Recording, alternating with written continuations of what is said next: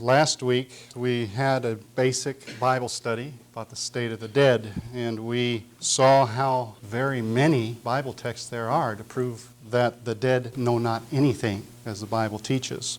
And so today we're going to continue on with a basic Bible study, and as we cover this subject of the immortality of the soul, that's one of the pillars of our faith, isn't it? The correct understanding of the state of the dead. And so as we study some of these things from the Bible today, we're going to see clearly, just like we saw last week, that there's overwhelming evidence in the Bible that the teaching of the immortality of the soul is a cunningly devised fable. And Satan has done a good job on people's minds today to make them think that when a person dies, they don't really die, but they live on in heaven or in hell. What I'd like to do today, last week, basically we went over all the texts in the Bible that deal with that subject, and what I want to do today is look at about 6 different texts that people use to try to twist the true meaning of the Scriptures to make people believe that there is life immediately after death in either heaven or hell. And so we're going to take a look at these studies, and we're going to start with 1 Samuel chapter 28. There's a familiar story here that you all probably read before. We're going to start with verse 3 of chapter 28. We're just going to read right on through the rest of this chapter to get the context, and then we're going to zero in on just a few of the verses that people use to try to prove their point. 1 Samuel 28, verse 3. Now Samuel was dead, and all Israel lamented him, and buried him in Ramah, even in his own city. And Saul had put away those that had familiar spirits and the wizards out of the land. And the Philistines gathered themselves together and came and pitched in Shunem. And Saul gathered all Israel together and pitched in Gilboa.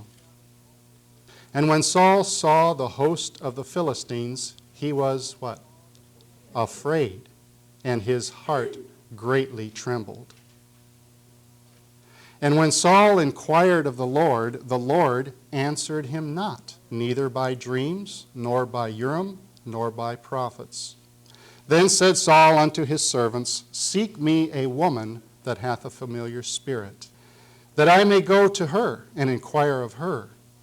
And his servants said to him, Behold, there is a woman that hath a familiar spirit at Endor. Now earlier we read that Saul had done away with all the familiar spirits and the wizards, didn't it? But actually it wasn't really Saul's desire to rid the land of those people, evidently. It must have been Samuel who was telling him this is what God wants you to do. Because when he found himself in a crisis situation here, where God was no longer speaking to him, he wanted to go to the very people who he was supposed to have cast out of the land.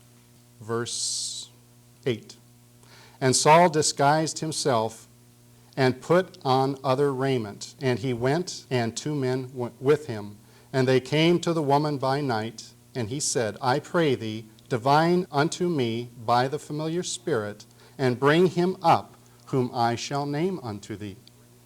And the woman said unto him, Behold, thou knowest what Saul hath done, how he hath cut off those that have familiar spirits and wizards out of the land. Wherefore thou then layest thou a snare for my life, to cause me to die? And Saul sware to her by the Lord, I find that interesting, don't you? Saying, As the Lord liveth, there shall no punishment happen to thee for this thing.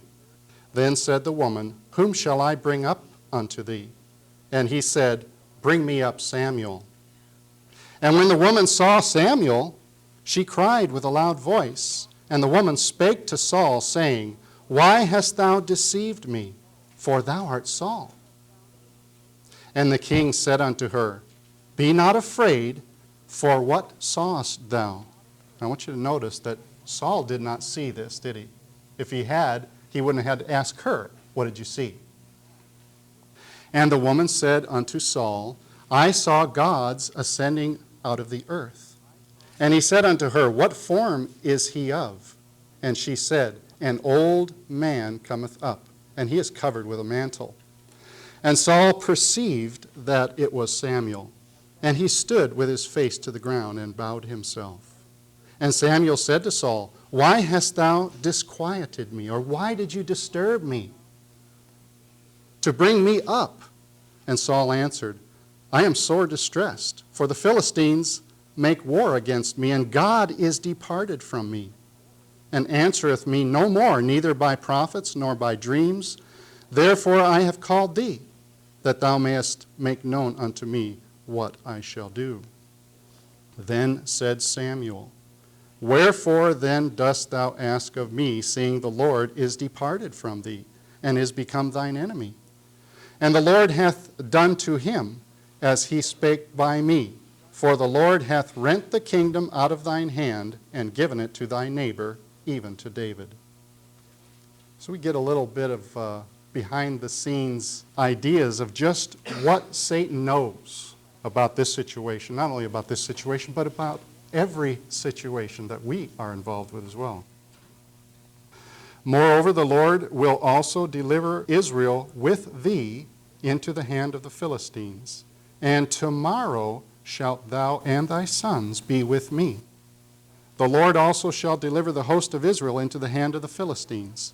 Then Saul fell straightway all along on the earth, and was sore afraid because of the words of Samuel. And there was no strength in him, for he had eaten no bread all the day, nor all the night. And the woman came unto Saul, and saw that he was sore troubled, and said unto him, "Behold, thine handmaid hath obeyed thy voice, and have put my life in my hand, and have hearkened unto thy words, which thou spakest unto me. Now therefore, I pray thee, hearken thou also unto the voice of thy handmaid, and let me set a morsel of bread before thee, and eat, that thou mayest have strength when thou goest on thy way." But he refused, and said, "I will not eat." I don't think I'd have much of an appetite after that either, would you? But his servant, together with the woman, compelled him, and he hearkened unto their voice. So he arose from the earth and sat upon the bed. And the woman had a fat calf in the house, and she hasted and killed it, and took flour and kneaded it, and did bake unleavened bread thereof. And she brought it before Saul and before his servants, and they did eat. Then they rose up and went away that night. Now this spiritualistic seance, and that's exactly what it was, has been cited as evidence by those who believe in life after death. At death, they believe that a person goes to heaven or hell. But I want to consider just a few points that a lot of people overlook. First of all, why does God discourage his people from trying to contact the dead? Why does he do that? Do you suppose one of the reasons might be that if we go to the dead thinking that the dead aren't really dead, that we might be deceived? Is it because that God is trying to withhold some important information from us, that we could be benefited by somehow? No. Is it because God is afraid that we might find out some important truth that we'll find by consulting these dead spirits? No. Could it be that we need some added information other than what's in the Word of God? That we have to go to dead spirits to find out things? No. God tells us that the dead, what? Know not anything. Any attempt to communicate with the dead is giving Satan an opening to deceive us, because the contact with the dead is nothing more than the spirits of devils working miracles, as we're told in Revelation 16:14. And so it's very clear from reading this story that God had departed from Saul, and he would not communicate with him in his appointed way. And so someone else had to be communicating with Saul. Now, as you read this story on the surface, it looks as though people are able to communicate with the dead, doesn't it? I mean, this is in the Bible. It's right there. She saw Samuel. Also, Samuel was supposedly brought up, or was seen as ascending out of the earth. Is this where the righteous dead are? Wasn't Samuel a righteous man? Even those who believe in the immortality of soul don't believe that the righteous dead are somewhere down the earth. They think they're up in heaven, where God is, right? Samuel, according to verse 14, is described as an old man wearing a mantle. Is this the way the immortal soul appears? Where did this soul get a body? Was there a resurrection? Did God obey the beck and call of a witch in order to bring Samuel up? If not, does Satan have the power to raise the dead? Of course, the answer is no to all these questions. You know, last time we saw clearly from the Bible that there is only one way that a person who has died can live again, and that is through a physical resurrection of the dead. The elements of the earth have to be once again reunited with the breath of God. That's the only way it's ever going to happen. That's very plain in the Bible. And so this apparition of Samuel told Saul, "Tomorrow shalt thou and thy sons be with me." And so where was Samuel? That wicked king Saul was going to be with Samuel. See, as you think these things through, a lot of it doesn't make a whole lot of sense. The Bible doesn't say either that Saul actually saw Samuel, does it? He asked the witch, "What did you see?" And she said, "I saw." And it says here in verse 14 that Saul perceived that it was Samuel. It didn't say that Samuel saw him. It said he perceived, or he thought, or he concluded from the description that this witch gave him that it must be Samuel. It just must be. And so Paul warns of this very thing even in the New Testament there in 1 Timothy 4:1, where it says that we should not give heed to seducing spirits and doctrines of devils. Now go to verse 31. We'll read the conclusion of this story here. Chapter 31, verses 1 through 6. 1 Samuel 31. Now the Philistines fought against Israel, and the man of Israel fled from before the Philistines and fell down slain in Mount Gilboa. And the Philistines followed hard upon Saul and upon his sons, and the Philistines slew Jonathan and Abinadab and Melchishua, Saul's sons. And the battle went sore against Saul, and the archers hit him, and he was sore wounded of the archers. Then said Saul unto his armor-bearer, "Draw thy sword, and thrust me through therewith, lest these uncircumcised come and thrust me through, and abuse me." But the armor-bearer would not, for he was sore afraid. Therefore Saul took a sword and fell upon it. And when his armor-bearer saw that Saul was dead, he fell likewise upon his sword, and he died. So Saul died, and his 3 sons, and his armor-bearer, and all his men that same day. Now how did Satan, put the blame right where it belongs, because he's behind any communication with the dead, how did Satan know that Saul and his sons would die the next day? Did Satan know that God had departed from Saul? Of course he did. Did he know that without God, Saul would lose the battle? He knew that because God had already told him. Did he know that the Philistines would not let him go, but kill him if he was defeated? Of course, the Philistines would not have let him go. Satan knew that. And so this Saul coming to this witch in Endor was a last-ditch effort on Saul's part to get some encouragement and some direction as to what he was going to do, since God would no longer communicate with him. Satan's not stupid. He put all this information together, and he made a calculated guess as to what exactly was going to happen, and it happened. It happened. Go to Luke chapter 16. This is another one that people use. You're familiar with this story, I'm sure, the rich man and Lazarus. We'll pick up the story in verse 19. Luke 16:19. There was a certain rich man which was clothed in purple and fine linen, and fared sumptuously every day. And there was a certain beggar named Lazarus, which was laid at his gate full of sores, and desiring to be fed with the crumbs which fell from the rich man's table. Moreover, the dogs came and licked his sores. And it came to pass that the beggar died and was carried by the angels into Abraham's bosom.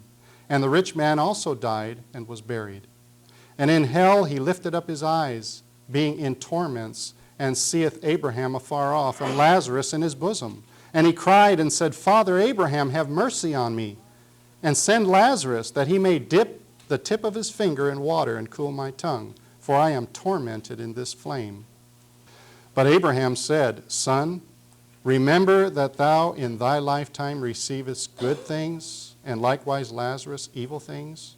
But now is he comforted, and thou art tormented.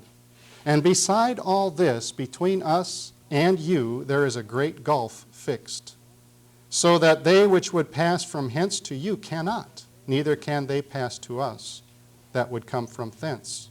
Then he said, I pray thee therefore, Father, that thou wouldest send him to my father's house. For I have 5 brethren, that he may testify unto them, lest they also come to this place of torment. Abraham saith unto him, They have Moses and the prophets, let them hear them. And he said, Nay, Father Abraham, but if one went unto them from the dead, they will repent. And he said unto them, If they hear not Moses and the prophets, neither will they be persuaded, though one rose from the dead. Now, either this is a literal story or it is a parable. Those who believe in the immortality of the soul say it's a literal story, and to try to prove that, they say that because Jesus named a specific person named Lazarus, and he didn't do that in any of his other parables, then this must be a true and literal story. But first of all, let's just look at a couple things here. Some reasons why this cannot be literally true. You know, because if it is a literal story, then all the things that it says must be literal. Does anyone believe, even among these immortality of the soul advocates, do they believe that Abraham's bosom is a literal place where the righteous dead go when they die? No, they don't believe that. If it was, he'd have to have an awful big chest, wouldn't he? Incidentally, the Bible does say that angels have something to do with gathering God's saints. But it isn't when they die. It is at the second coming of Jesus. You can read that in Matthew 24. I'm not going to take the time to do that today.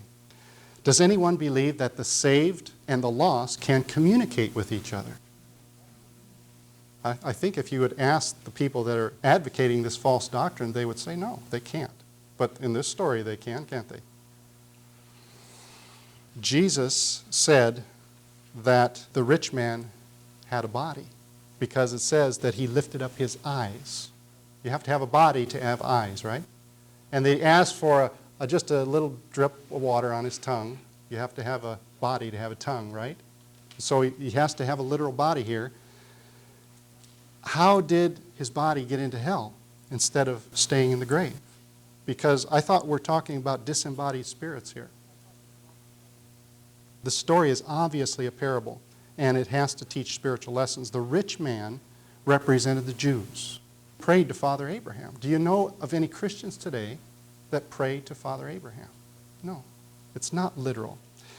The beggar is represented by the Gentiles, who were looked upon by the Jews as unworthy to receive the truth. And Jesus illustrated that beautifully in Matthew 15. I'm not going to take the time to read that either. You know the story about that Canaanite woman who came, and she had a daughter that was vexed by an evil spirit, and she wanted Jesus to heal her.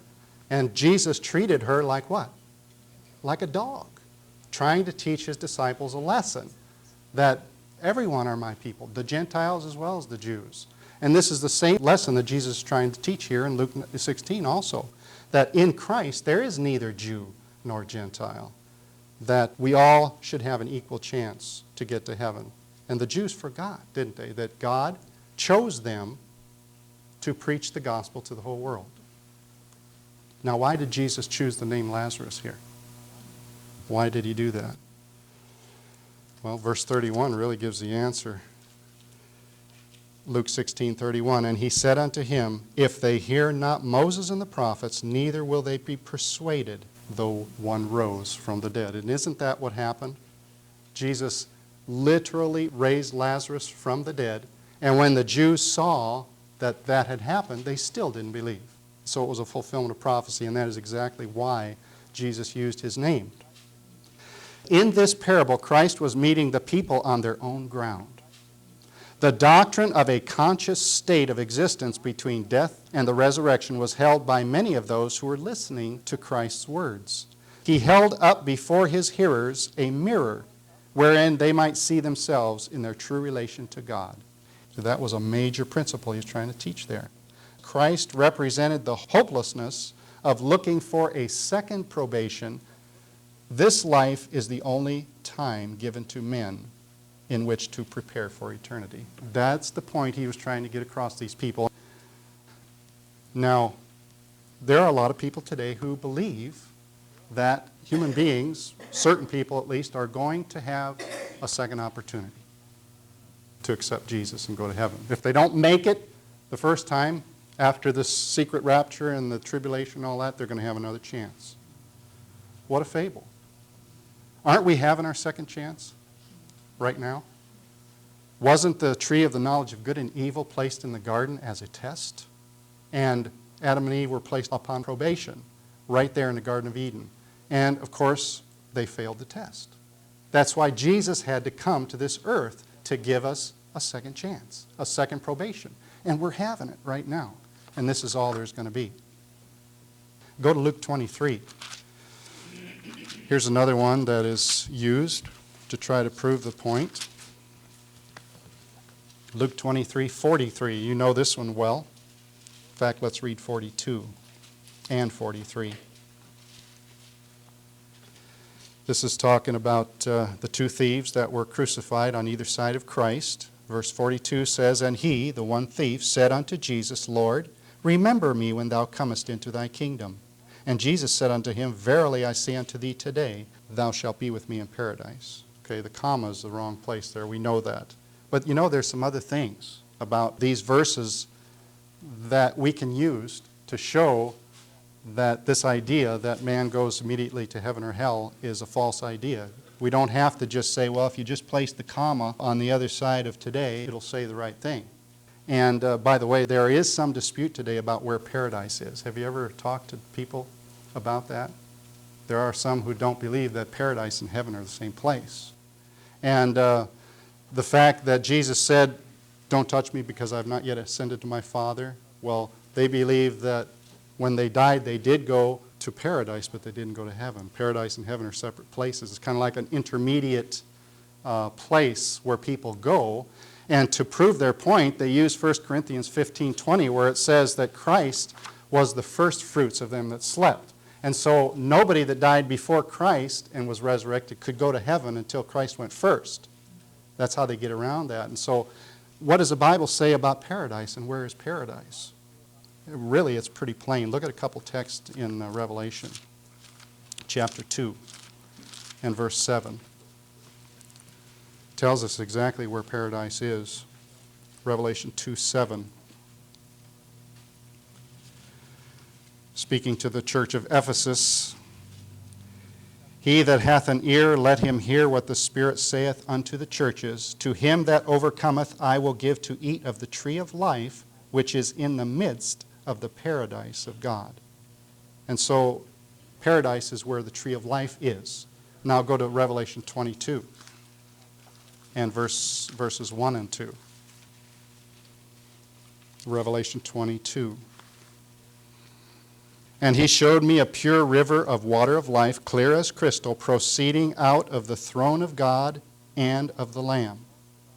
In the midst of the street of it, and on either side of the river, there was" what? The tree of life. And so where is the tree of life? It is right there by the throne of God, God the Father and the Son. And so without a doubt, paradise and heaven are the same place.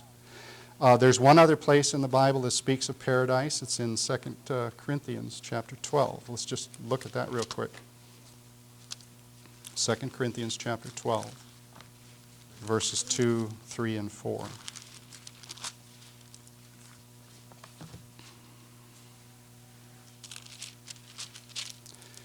I knew a man in Christ above 14 years ago, whether in the body I cannot tell, or whether out of the body I cannot tell. God knoweth.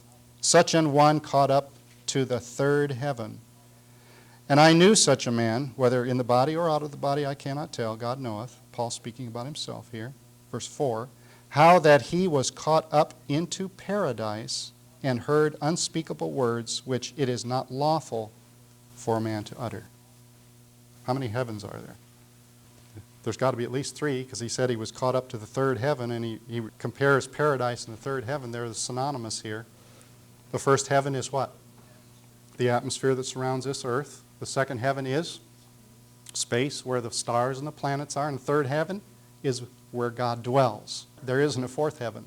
So the third heaven and paradise, the same place.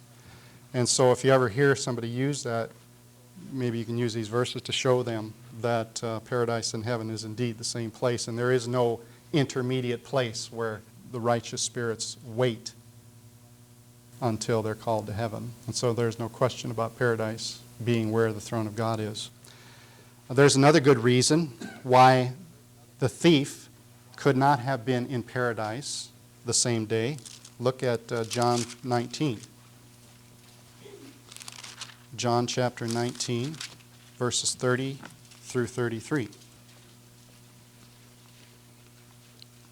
When Jesus therefore received the vinegar, he said, "It is finished," and he bowed his head and gave up the ghost. The Jews therefore, because it was the preparation that the body should not remain upon the cross on the Sabbath day, for the Sabbath day was an high day, besought Pilate that their legs might be broken, and that they might be taken away. Then came the soldiers and brake the legs of the first and of the other, which was crucified with him. But when they came to Jesus and saw that he was dead already, they brake not his legs. Jesus died just on the preparation day, just before the Sabbath hours were to begin. He was already dead. The thieves were still alive. They had to break his legs. The thieves, we don't know exactly when they died, but they could have died during the Sabbath hours. They could have even lingered a little longer and died during the beginning of the first part of the next week. But it's obvious that the thieves and Jesus didn't die the same day. Therefore, when Jesus said, "Thou shalt be with me in paradise today," it doesn't work that way. And so that it cannot be that the thief and Jesus went to paradise that same day. And also, the comma, we won't go into that. You know that the words of the Bible are inspired, but the punctuation is not inspired. Actually, look at verse 42. Go back to Luke 23 and look at verse 42. The thief himself wasn't expecting to be with Jesus in paradise that day. Even the thief knew better than that. 42 it says, "And he," this thief, "said unto Jesus, Lord, remember me when thou comest into thy kingdom." When is Jesus going to come into his kingdom or receive his kingdom? And what's going to happen immediately after he receives his kingdom? He's going to come back and receive his subjects. And so even the thief knew that he was not going to go with Jesus that day to paradise. And so the thief really had better theology than most Christians today. He knew that the promised paradise would be received when Jesus comes back the second time. Go to 2 Corinthians chapter 5. Here's another scripture that is twisted a bit. 2 Corinthians chapter 5.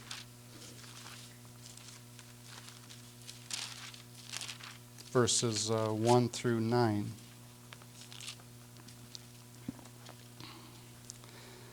This one's a little more difficult for people to understand, and that's why, that's what Satan does. He takes the scriptures that are a little bit more difficult to understand and twists them just a little bit to make people think that God is saying something he isn't saying. 2 Corinthians 5:1, "For we know that if our earthly house of this tabernacle," talking about his physical body here on earth, "were dissolved, we have a building of God, and house not made with hands, eternal in the heavens. For in this earthly house, we groan, earnestly desiring to be clothed upon with our house which is from heaven. So Paul's saying, I want to get rid of this earthly body, and I want the new body that God is going to give me. Verse 3.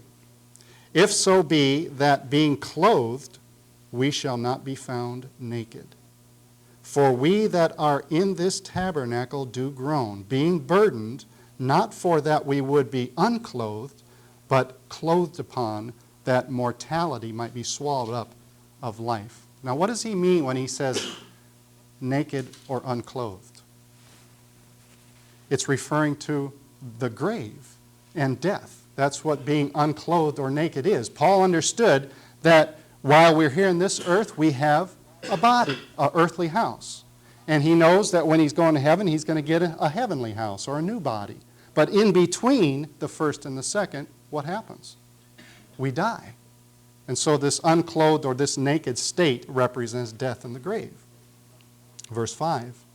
Now he that hath wrought us for the selfsame thing is God, who also hath given unto us the earnest of the Spirit. Therefore, we are always confident that, knowing that, whilst we are at home in the body, while we're here in this earthly house, we are absent, physically absent from the Lord. For we walk by faith, not by spirit. We are confident, I say, and willing rather to be absent from the body and to be present with the Lord. What is Paul saying here? I would rather leave this earthly body and this sin-cursed earth and be with God in heaven. That's really all he's saying. But they twist this, and really they put another word in where and is in verse 8, to say to be absent from the body is to be present with the Lord. That's not what it says. It says to be absent from the body and to be present with the Lord. And so Paul was simply saying that, I can't wait until I get rid of this earthly body, until I get my new one, because it's much more desirable to be where God is with my new body than to be here on this earth with the old one. In fact, in 1 Corinthians chapter 15, Paul tells us exactly when immortality happens. And he doesn't contradict himself. 1 Corinthians 15, 51. Behold, I show you a mystery. We shall not all sleep, or we shall not all die, but we shall all be changed. In a moment, in the twinkling of an eye, at the last trump. What's he referring to here when he says the last trump? 1 Thessalonians chapter 4, when Jesus comes back with the voice of the archangel, with the trump of God, and the dead in Christ shall rise first.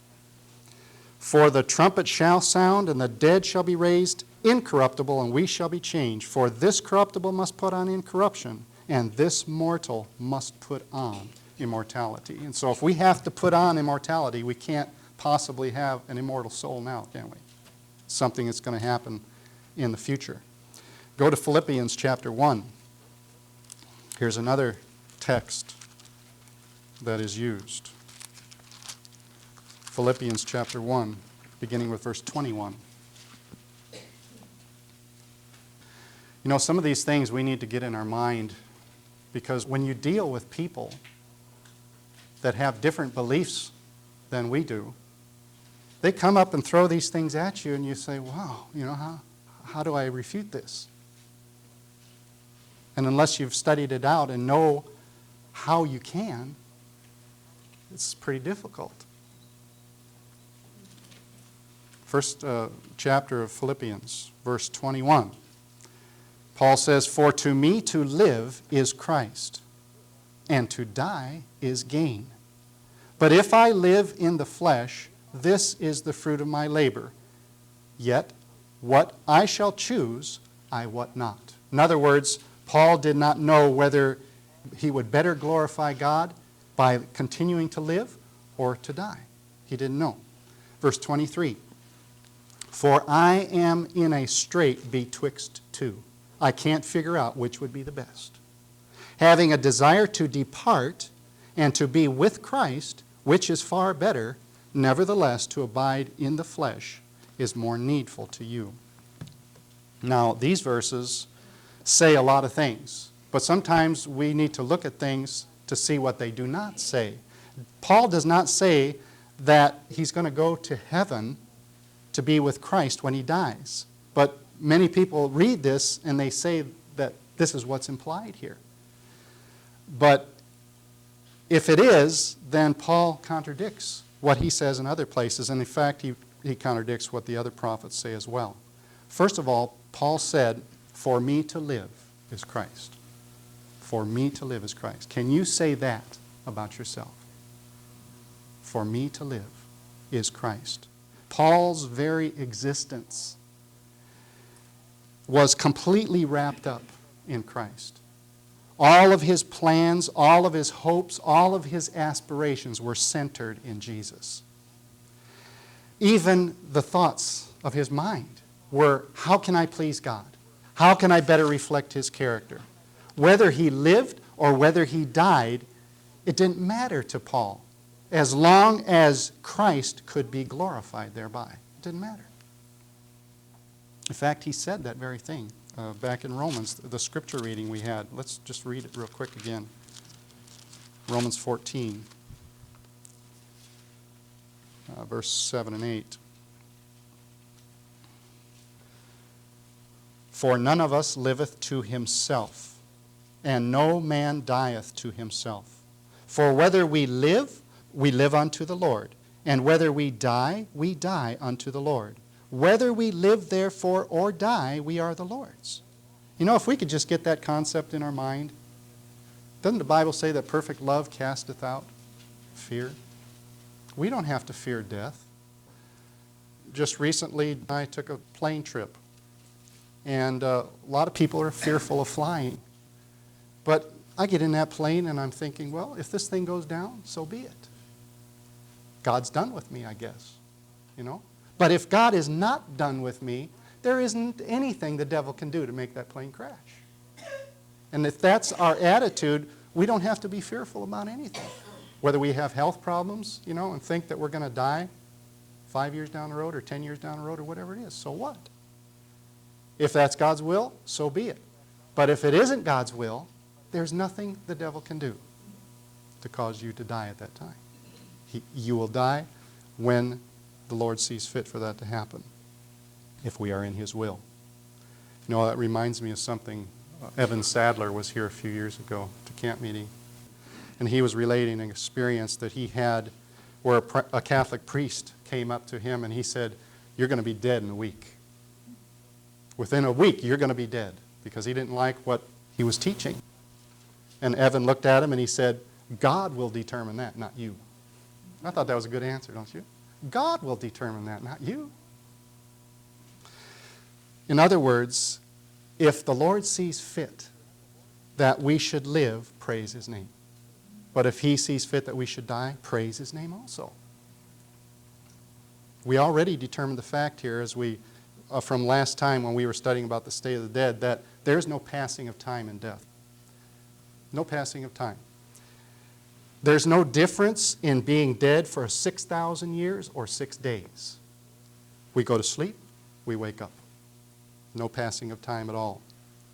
And so that being the case, if the Lord sees fit for us to die, we have nothing to lose by dying, but we have everything to gain.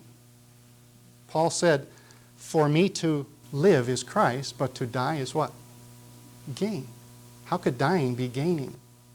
If you think of death in the sense that when you die, nothing happens, you know, there's no passing of time, the next thing you know, you're waking up, hopefully in the first resurrection.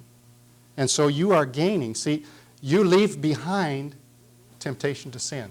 Isn't that a terrible thing to leave behind? And so the things that we lose in death, temptation to sin, all of our trials, all of our pain, all of our sorrow, but what are we going to gain? What are we going to gain at the resurrection? We're going to gain immortality. We're going to gain an interview with Jesus. Are you looking forward to that? I am. We're going to have a reunion of all of our loved ones, never more to part. We're going to see God face to face, and eventually we're going to inherit the earth made new. And so, looking at it from that aspect, we've got much to gain. After death and waking up in the first resurrection, we've got much to gain. Now, go back to Philippians. I want to read a couple of those verses once again. Philippians 1, 23 and 24.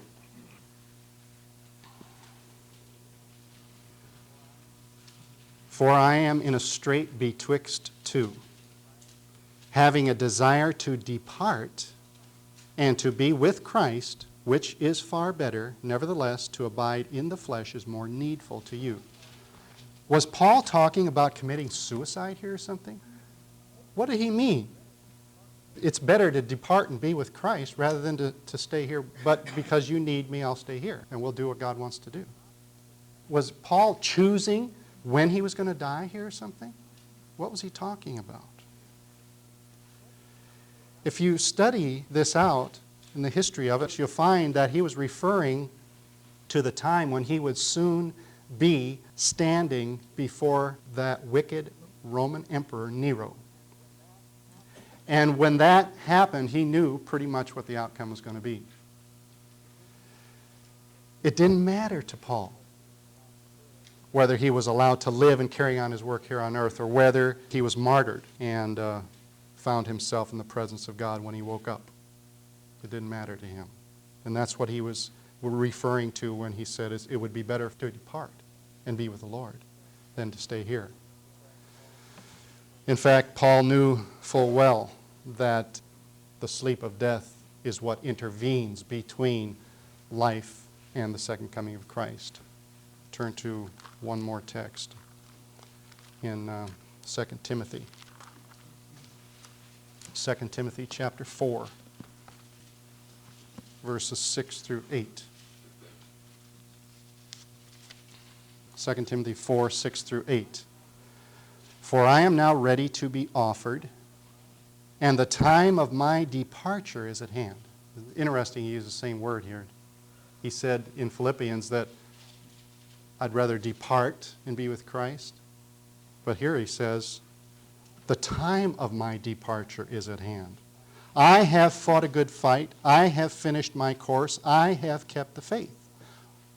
Henceforth, there is laid up for me a crown of righteousness, which the Lord, the righteous judge, shall give me when? At that day. What day would that be? The rest of the verse answers it. And not to me only, but unto all them also that love his appearing. So the Apostle Paul knew full well that he wasn't going immediately to heaven when he died, but that death would intervene between his death and the resurrection. There was one more text that I wanted to share, but the time is gone, so maybe I'll do that next time as we wrap this up. And I'll also share a little bit about why spiritualism is so dangerous. But in the meantime, let's make sure that for us to live is Christ. For us to live is Christ. That our very existence is completely wrapped up in Jesus. That all of our plans, all of our hopes, all of our aspirations are centered in Christ. And that our only thought is, how can I please God? How can I reflect his character more perfectly? So that we can say with the Apostle Paul, for whether I live or whether I die unto the Lord. Whether therefore I live or die, I'm the Lord's.